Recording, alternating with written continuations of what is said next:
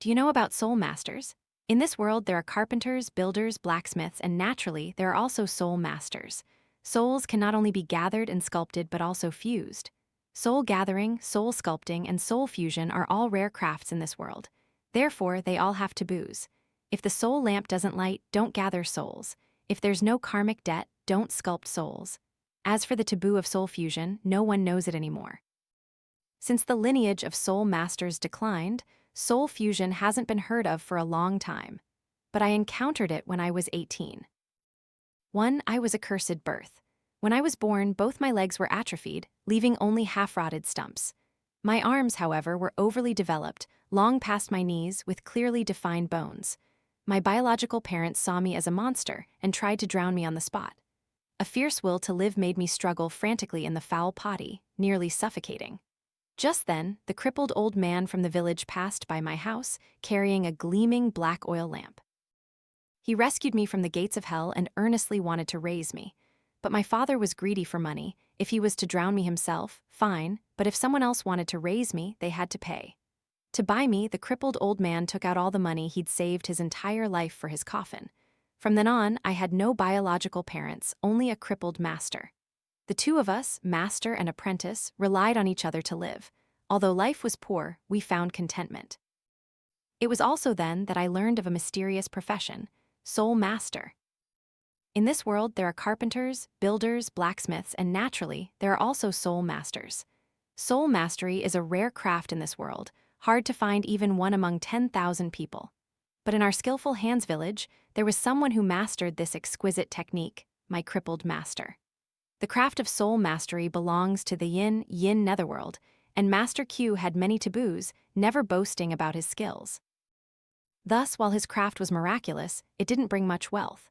But Master Q seemed not to care, always gently telling me, the craft of the netherworld is to repay debts, not to earn money.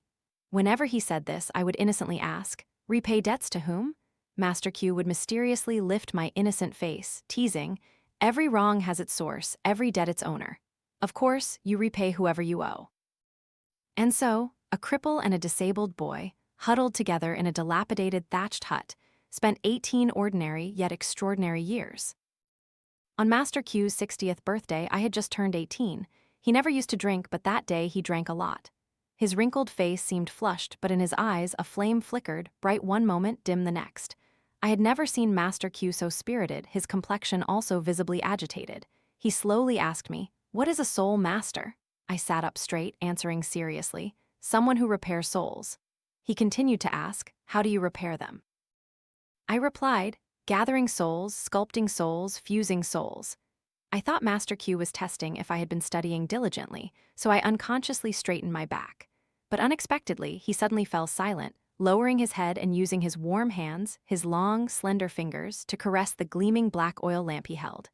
After a long time, he seemed to have finally made a decision. With lingering reluctance, he gently placed his most cherished possession into my hands. This soul-gathering lamp can gather 3 souls and 7 ethereal spirits. Each time you repair a soul, remember to light the lamp first. I was stunned, a little bewildered. Seeing Master Q's resolute gaze, I could only reverently take the old oil lamp that had been with him for 42 years. I didn't dare say much, continuing to listen to Master Q's instructions. The more exquisite the craft, the more important the taboos. There are 3 taboos for repairing souls. If the soul lamp doesn't light, don't gather souls. If there's no karmic debt, don't sculpt souls. In the next moment, time seemed to stop. Seeing that Master Q didn't say the third one, I couldn't help but ask, "What about soul fusion?" As soon as I finished speaking, Master Q narrowed his eyes again, as if looking into a distant place, as if recalling a very ancient matter, and slowly said, "Soul fusion, that was a long, long time ago. Don't mention me, even my master had never seen it." After speaking, he let out a sigh. "The lineage of soul masters has long since faded. My child, you probably won't encounter it either." I wanted to ask more, but unknowingly, Master Q, heavy with the smell of alcohol, fell into a deep sleep. Soon, thunderous snoring filled the house. I closed the door, lay down on the bedboard in the corner of the room fully clothed, my chest aching inexplicably, as if someone had hollowed it out. At dawn, in a daze, I was woken by the frantic barking of a dog. Opening my eyes, a pair of eerie green eyes stared at me. It was Blackie, my dog. He had never entered the house without permission before, but now he stood tall in the living room. I immediately became much more alert, seeing him bark furiously at Master Q's bedroom door without stopping. I gently comforted him, an underlying unease in my heart. As I limped forward with my crutches, Blackie suddenly lunged, slamming hard against Master Q's wooden door. The next second, I truly couldn't believe my eyes. It was like a bolt from the blue, like someone had poured a bucket of cold water over me from head to toe, my entire body numb. Master Q, he's dead right there in the room separated from me by a single door. What was even stranger was that his unparalleled, skillful hands had been severed from his shoulders, disappearing mysteriously, leaving only two large, blood-red hollows, like two gaping bloody mouths, always ready to devour someone. I suppressed the heart-wrenching pain and stepped forward to examine him, astounded to find that the cuts on Master Q's arms were clean, almost as if he had willingly removed them himself. In that moment, I felt the world spin, my head burning. Desperate and confused, I threw my crutches, letting my powerless, crippled legs fall heavily to the ground. As I closed my eyes, I vaguely remembered that last night, I seemed to have dreamed of Master Q. He sat by my bed, muttering all night. He said, "Everything is fate, but I have no regrets." He also said that what is lost will return on its own, no need to waste effort searching. He then said, "You died like a lamp extinguished, burial is enough." He saw me weeping and became angry, scolding me fiercely. A craftsman should not cry. After scolding, he couldn't quite bear it, sighing softly, "To become a soulmaster, the first trial is extremely dangerous. Whether you succeed or not is entirely up to heaven's will." In the end, he wept, "This old cripple is old, he can't protect you anymore. From now on, you must walk your own path. The lineage of soulmasters never ceases to thrive. You are the rightful heir, heaven will not abandon you." Waking up again, I felt as if I had been reborn. With clumsy hands, I buried my crippled master on the hillside behind the thatched house, and then took all the savings in the house to buy a large amount of spirit money from Granny Adeth, who made spirit money in the village. Day and night, I sat before Master Q's grave, burning spirit money. I burned continuously for 7 days until all the spirit money turned to ash. Master Q, though a peerless soul master all his life, had never enjoyed a single day of wealth or luxury. The money he saved in the first half of his life was all used to buy me. The money he saved in the latter half was all used to raise me, and even in death, he didn't want me to spend a penny. I had nothing to repay this kindness with, except to inherit his will, which might offer some comfort to his spirit. From this moment on, I decided to pull myself together and quickly become a true soul master. But Master Q said, to become a soul master, the first trial is extremely dangerous. I didn't know what this first trial was, nor when it would come. All I could do was, every dark night, imitate Master Q, repeatedly wiping the oil lamp that had long been gleaming. Fortunately, that day didn't make me wait too long. Knock, knock, knock. A few days later, late one night, I was awakened by urgent knocking. Opening the door, it was Gu, a boy from the same village. He looked honest and simple. The moment he spoke, I felt both agitated and nervous. "I want to gather a soul." Looking at the tanned youth with hopeful eyes outside the door, I knew that the first trial Master Q had spoken of had arrived. Master Q's warning from that night echoed in my ears. To become a soul master, the first trial is extremely dangerous. Whether you succeed or not is entirely up to heaven's will. So, I imitated Master Q's demeanor, carefully inviting Gu into the house. After he sat down, I slowly asked, "Gu, for whom do you want to gather a soul?" The boy's eyes lit up, and he softly replied, old fool, wasn't he the village guardian who hanged himself on the ancient tree at the village entrance last month? Why would Gu want to gather a soul for him?" Thinking this, I was immediately bewildered. Gu seemed to sense my confusion and choked out, "Old fool hanged himself to save me. Originally, he was cultivating blessings for his next life, but because of me, everything was ruined." Since childhood, I had been in contact with the netherworld through Master Q, so I naturally knew Old Fool's background. Old Fool was the village guardian of our skillful hands village. A village guardian, also called a spirit Zhenling Ren, is usually someone who was a great hero in a previous life. Before dying, they awaken, willingly sacrificing one of their 3 souls and 2 of their 7 ethereal spirits in this life, to guard a region, to repay the karmic debt of their past life, endure suffering in this life, and enjoy immense blessings in the next. Just like our lineage of soul masters, village guardians also have their own taboos. the most important of which is never to commit suicide. Otherwise, the one soul and two ethereal spirits willingly given up in this life cannot be compensated, and even if they reincarnate, they will forever be a simple-minded, incomplete soul. Thinking of this, I immediately understood. I looked at Gu with some sympathy, but dared not forget Master Q's instructions. Each time you gather a soul, remember, you must light the lamp first. I reverently brought out the gleaming soul-gathering lamp, then with a serious expression told the boy, "Whether I can help you or not, it's not up to me, it's up to it. If the soul lamp doesn't light, don't gather souls." I fumbled for the matchbox, composed myself slightly, and with a whoosh, the match flared. Gu stared intently at the oil lamp on the table, not daring to blink. The lamp instantly lit up, illuminating Gu's face and highlighting his joyful expression. "It's lit!" I struggled to contain my excitement, rubbing my hands, ready to gather the soul. But the very next second, the situation suddenly took a turn for the worse.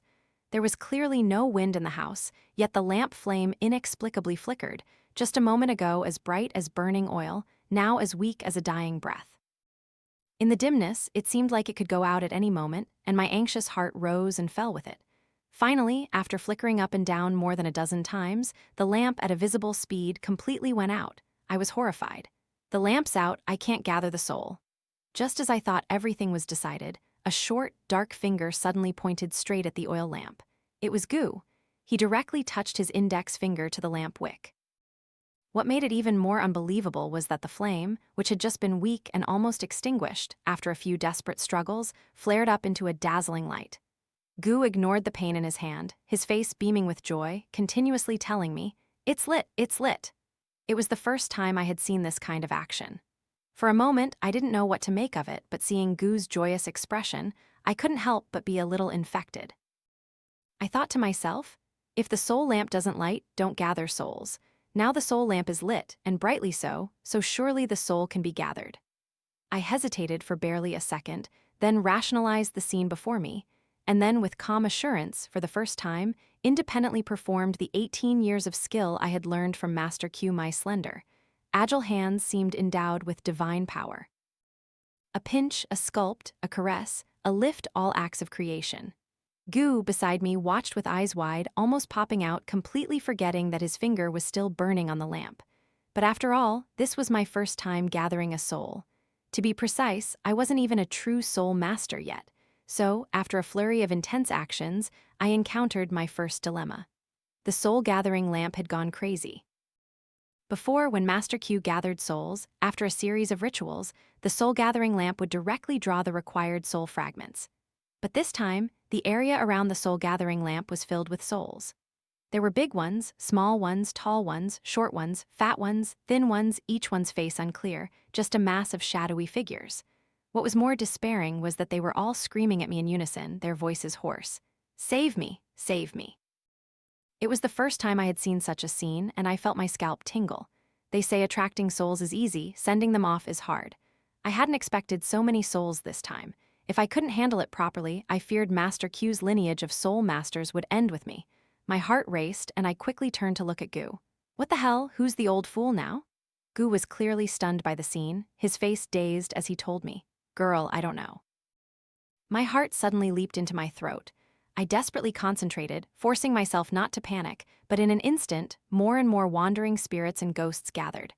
I was fine. Though not yet a true soul master, I was still the lamp's owner, and the ghosts dared not be reckless with me.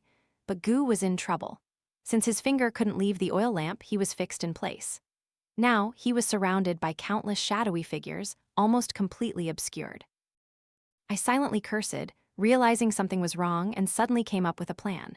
I shouted loudly towards Gu, "Look over here." In that moment, I felt a chilling sensation, an icy coldness piercing my bones. I didn't dodge but embraced it. As I looked up, sure enough, among the mass of souls that instinctively turned their heads, I easily found the one soul and two ethereal spirits that showed no reaction at all.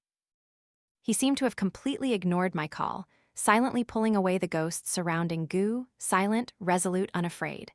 It was at this moment that I knew I had found old fool, deaf and mute to the world, only he showed no reaction to my call. Yet, because he was worried about Gu, even as a mere wisp of a soul, he instinctively wanted to protect him, just like my master. Thinking of this, my nose tingled and I nearly shed tears. With Old Fool's missing soul found, the soul gathering quickly proceeded to its most crucial moment. My hands felt as if guided by an invisible force, my movements becoming divinely inspired. But just then, my vision suddenly went dark. It was Gu's hand. It turned out that the multitude of souls, seeing the soul gathering fail, turned their anger into madness and all converged on Gu's arm. The shadowy mass grew larger and larger, forming a gigantic black blob, almost breaking Gu's arm. His index finger, unable to bear the weight, was being forced to lift from the lamp wick. My heart clenched and beads of sweat rolled down my forehead. Just a little more and the soul gathering would be complete. At this moment, the soul lamp absolutely could not be allowed to go out. So I yelled, encouraging Gu, "Keep going, almost done." But Gu was clearly at his limit. He was being forced by an invisible power, his eyes rolling back. In this critical moment, a pungent, acrid smell suddenly filled the air. The next second, the souls scattered like disturbed bees, and the danger was averted. I was perplexed, looking at Gu with a puzzled expression. He, for some reason, suddenly blushed, only bothering to lower his head and firmly place his index finger back on the lamp wick. Following the acrid smell, I looked again and saw a damp patch on Gu's pants. Gu had peed his pants. I knew that a child's urine could ward off evil, but these weren't ordinary ghosts. They were extremely ferocious wandering spirits and malevolent ghosts drawn by the soul-gathering lamp. Ordinary child's urine would be useless. The fact that Gu could scatter 100 souls with a single stream of urine meant he was definitely not an ordinary person. I unconsciously looked at Gu, unable to hide my astonishment. Gu became a little flustered under my gaze, stammering, I'm the new village guardian of Skillful Hands Village." So that was it. The village guardian is the village's patron deity. They might not be good at fighting people, but they are absolutely formidable at expelling ghosts. The authentic child's urine of a true village guardian is indeed a divine weapon for subduing demons and expelling ghosts. I never expected my first soul gathering to have a village guardian protecting me. Master Q truly didn't lie to me. The lineage of soul masters never ceases to thrive. I am the rightful heir. Heaven will not abandon me. Thinking of this, my morale soared, and my hand movements became even more fluid. Afterwards, without the interference of other souls, everything went smoothly. I gathered Old Fool's lost soul and his missing one soul and 2 ethereal spirits. Finally, he had a complete soul and could enjoy blessings in his next life. Gu, enduring the pain to stabilize the soul lamp, wiped away his tears as he reluctantly bid Old Fool farewell. And I, finally completing my first soul gathering amidst countless dangers, became a new soul master of Skillful Hands Village. Afterwards, I continuously gathered several more souls, my skill becoming much more proficient and my state of mind much more stable. My first soul sculpting occurred 3 months later. It was a muggy late summer night. I was sitting alone at the table, wiping the lamp as usual. Suddenly, outside the door, there was an ear-splitting pounding. Having worked in the netherworld profession with Master Q for many years, I knew that people who knocked at the door late at night were always seeking help. Usually, although the knocking varied, it was always extremely restrained and polite. The hostile pounding like tonight, I had never heard before. I was displeased, but Master Q had said that in this profession, once someone comes to your door, whether you succeed or not, you must receive them. This was a rule of the trade. I reluctantly used my crutches to open the door. Opening the door and seeing who it was, I instantly froze, as if someone had hit me over the head with a stick. The person who came was my biological father, whom I hadn't contacted in 18 years. After reacting, I no longer paid attention to any professional rules. My face immediately darkened, and I intended to close the door. But the next second, the man in front of me gave a reason I couldn't refuse. "This old man is here to sculpt a soul." This sentence directly shattered my illusion. This was not personal grievance but business of the netherworld, and when business comes to the door, a professional cannot actively refuse. I could only reluctantly grimace and welcome the person I least wanted to see into my house. But the other party seemed completely oblivious to my expression, walking in with casual ease, unceremoniously sitting down in the main seat at the square table in the center of the room, and idly tapping the table, making regular tap-tap sounds. It was then that I noticed, beneath his old tank top, 2 arms almost identical to mine were exposed. Long, powerful, with clearly defined bones. It was like... No, these were my Master Q's arms. My Master Q's lost arms were growing on my biological father's body. My eyes widened in shock and I blurted out, "It's you, you stole my Master Q's hands." Unexpectedly, the man sitting opposite me revealed a look of amusement. He raised both arms as if admiring a cherished work, then sneered, "Stole? Is this old man that kind of person? This is what that crippled old man owed me." I was utterly disgusted by his face and yelled at him, "Didn't I give you all the money back then? I was just garbage you didn't want. Master Q kindly adopted me, how could he owe you?" My face flushed red and then white with anger, but my biological father laughed uproariously as if he'd heard a great joke. "Ha ha ha, all the money? How much rotten money could that crippled bastard have? You're a human, not an animal. That little bit of his money was certainly not enough to buy you." Hearing this, I felt as if a pot of boiling water was bubbling in my chest, scorching my heart. I gritted my teeth and asked again, "You know I'm human? Back then, you were the one who saw me as a monster and wanted to drown me." Exposed, the man choked and then resorted to rogue tactics, waving his hand and chuckling. "Ha ha, a misunderstanding. It was all a misunderstanding." My heart was filled with indignation, and I was too lazy to argue with him, only interrogating him word by word. "So, back then, you took all of Master Q's savings, thought it wasn't enough, and still wanted something else?" Unexpectedly, the man replied boldly, "Of course." Rage made my whole body stiff as stone. My eyes bloodshot, I spat hatefully. What was it? Perhaps seeing my terrifying demeanor, the man unconsciously waved his hand, feigning nonchalance. "HMPH, besides these hands, what else did that old man have that I would covet?" Hearing this, I couldn't help but feel my temples throb, veins bulging. This beast. He schemed against Master Q, even targeting his soulmaster hands, just to extort money. I felt the fire of anger in my chest rocket straight to the top of my head. Seeing me about to lose my mind, the beast in front of me showed a flicker of panic, but still unwilling to appear weak, he blustered. "This old man was kind enough to let him use them for another 18 years. Isn't that treating him well enough? What more do you want?" At this moment, I felt I couldn't hold it in any longer. My rage was like a broken dam, pouring out. I directly grabbed this old beast's hair, pulled him up, and slammed his head down onto the table. After venting my anger, the old beast's forehead and nose were bleeding. But in the end, I was only a cripple. By the time he reacted, I quickly fell into a disadvantageous position, and he flipped me off the chair. Helpless, I sat on the ground, only able to curse. "You beast!"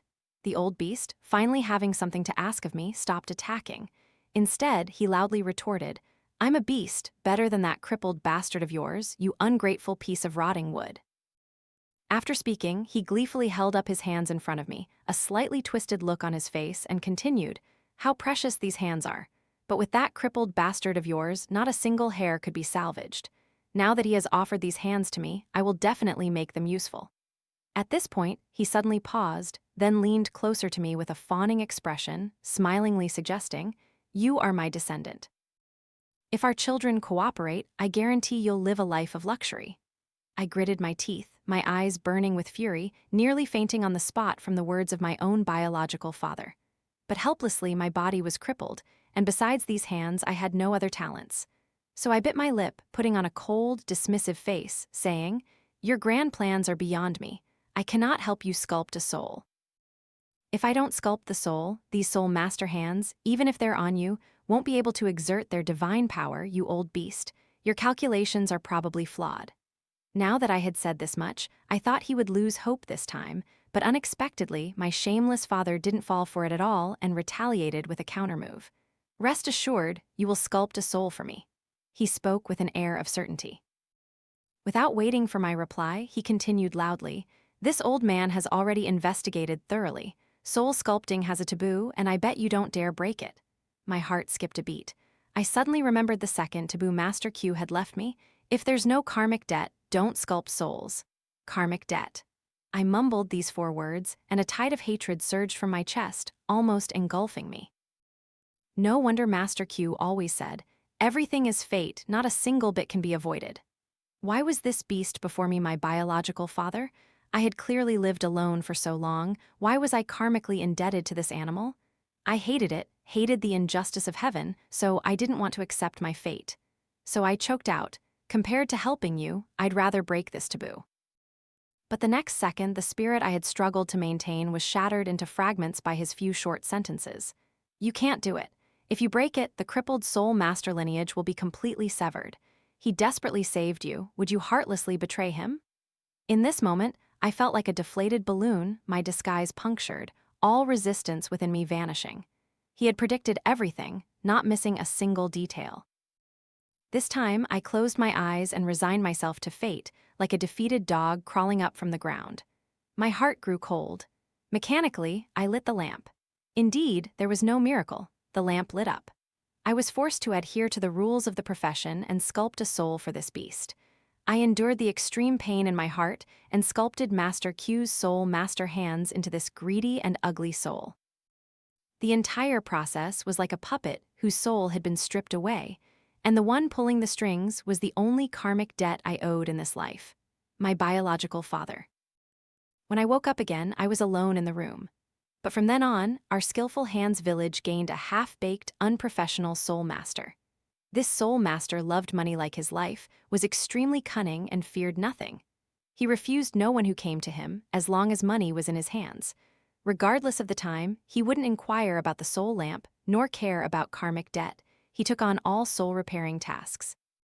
In a short time, countless wandering spirits and malevolent ghosts from all over flocked to skillful hands village.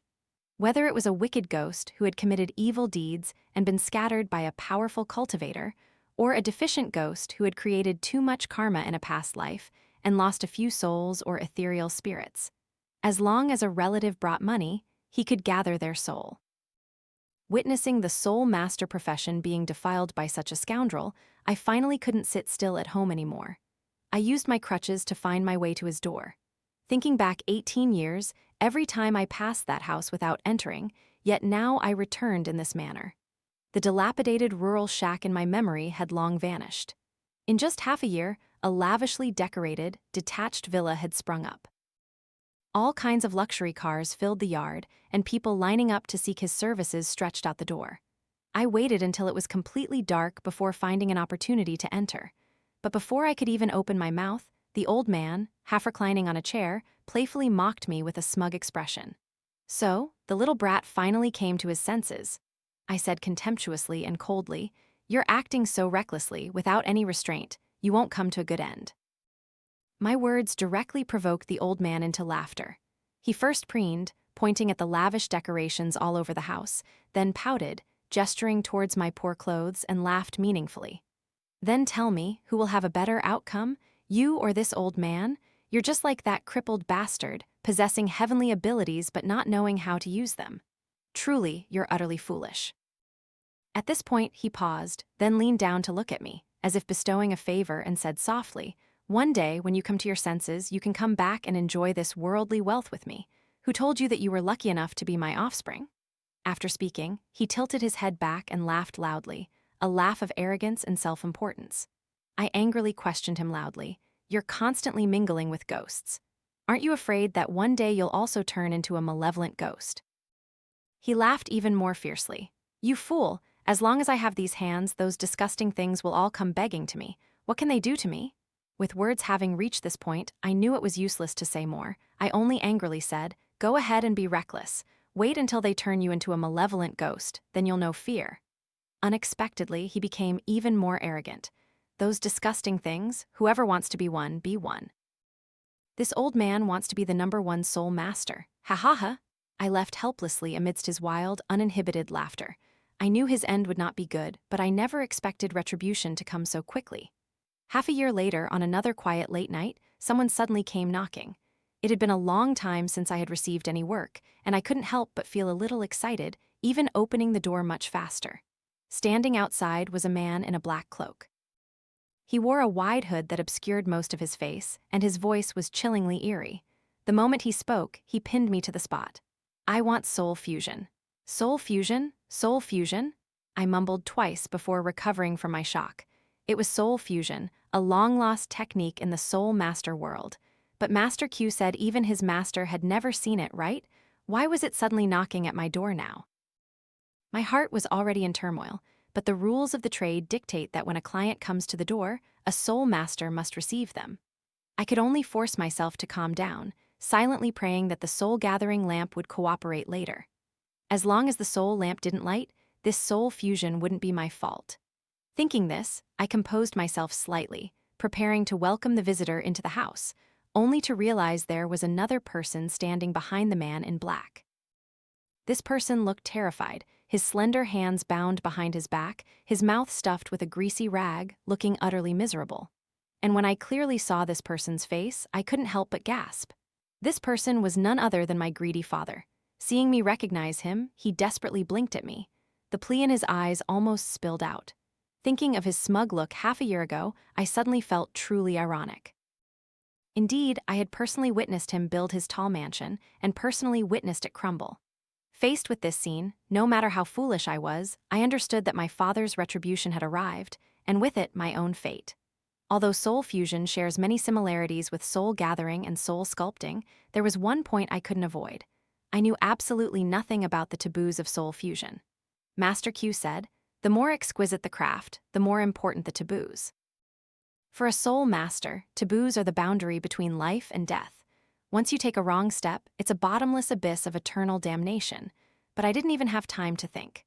The man in black, seeing me standing frozen for a long time, grew very impatient. He directly pushed me towards the door, then went straight to the gleaming black square table with the oil lamp in the center of the room.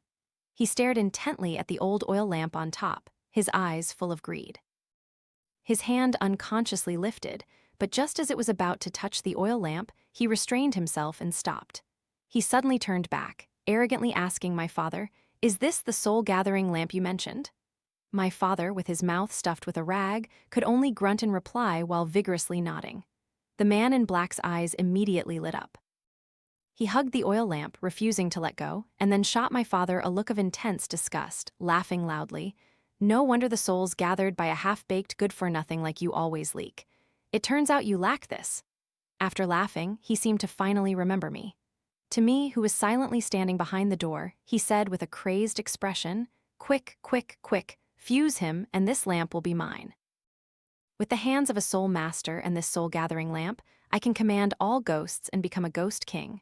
Seeing the lunatics in front of me, each more greedy than the last, I felt my heart wanted to leap out of my chest. Anxiety, hesitation, helplessness. It was clearly a life-or-death moment, yet I found no way out. What was more terrifying was that I had almost no cards to play. Could it be that Master Q's lineage of soul masters truly had to end with me? No, absolutely not. I used a strong will to force myself to think of a solution. In that instant, a sentence Master Q had spoken while alive still echoed in my ears. "The lineage of soul masters never ceases to thrive. You are the rightful heir, heaven will not abandon you." Master Q said, "I am the rightful heir, heaven will not abandon me. I am the rightful heir, heaven will not abandon me." I felt like I was under a spell, repeating this sentence over and over. My chest felt as if a heavy stone was pressing down on it. I almost couldn't breathe.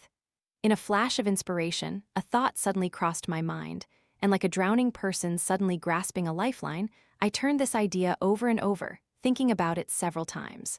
Just as I was hesitating, a loud shout from the man in black directly pulled me back to reality. "Stop dilly-dallying, or you'll lose your dog's life. There's no more time, we can only bet everything." I pretended to obey and, following Master Q's methods, orderly began the soul fusion. As the great work was nearing completion, I could even see the barely concealed excitement and madness on the man in black's face. But the next second, disaster struck. The soul-gathering lamp, which had been burning perfectly, suddenly went out. The man in black, who had just been full of divine spirit, watched helplessly as his soul scattered. His ecstatic expression, which hadn't even had time to fade, completely vanished, turning to dust along with him. And with him, my father, whom I had always resisted. It seemed my guess was indeed correct. The taboo of soul fusion must be that the two souls wishing to fuse must be completely willing. With my understanding of that cheap father of mine, he absolutely could not have willingly become some ghost king. All his life, he valued money more than his life. Not only could he sell his newborn child, but he would do anything that harmed his karmic merit, even getting addicted to dealing with ghosts. His lifelong desire, in the end, was merely for ultimate wealth in this human world. How could a person like him willingly become a puppet of a ghost who never saw the light of day? Moreover, fusing with a malevolent ghost far stronger than himself inherently meant the disappearance of his own soul. Since he could not escape death, Not letting his opponent get his way was absolutely the most direct mindset of my father, who harmed others but didn't benefit himself. Indeed, no one knows a father like his son. Although this man had never fulfilled his duties as a father for a single day, he repeatedly used his greed and shamelessness to make me thoroughly understand his true nature. Having understood this point, I naturally found a way to break free. After everything returned to calm, I went to Master Q's grave behind the mountain. I added the long-missing taboo of soul fusion to the Soul Master's code. For all to hear, there are 3 taboos for repairing souls. If the soul lamp doesn't light, don't gather souls. If there's no karmic debt, don't sculpt souls. If hearts are not aligned, do not fuse souls.